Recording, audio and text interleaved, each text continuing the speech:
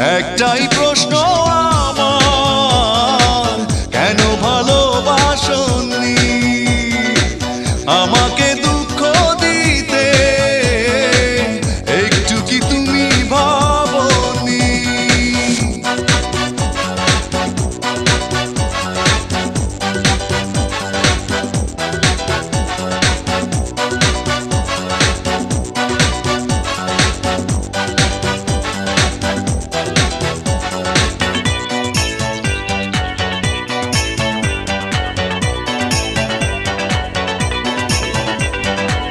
মন ভেঙে দিয়ে